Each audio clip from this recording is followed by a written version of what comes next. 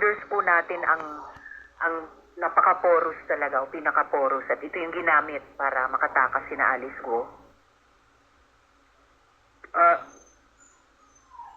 Your Honor, as early as June 15, 2024, ilinagay na po namin si Alice Go at saka yung grupo sa alert list ng BI with the corresponding order to strictly monitor, heighten alert all airports and Zamboanga Seaport, including Bungao. Then, lumabas nga po yung ILBO ng 21. Then, as early as June 28, 2024, nag-issue na po ako ng mission order to arrest Alice Go and Company kung saan man siya makita. Sumama kami sa operation sa La Union, operation sa Zambales, operation sa Batangas, then we received several false leads.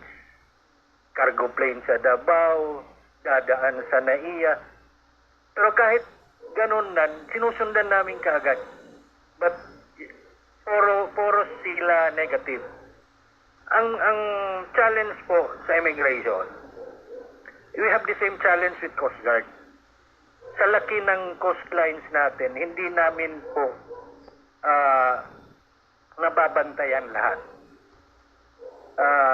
Pare-parehas ang Coast Guard, CAAP, Maritime Police, Aviation Security. We have the same challenges. In all this case, itong kaso ngayon, lahat kami nagtutulong-tulong pero masakit man sabihin, nakalusot. Masakit po talaga, Pero Senator. we have done our best, ma'am. And nung nalaman nga namin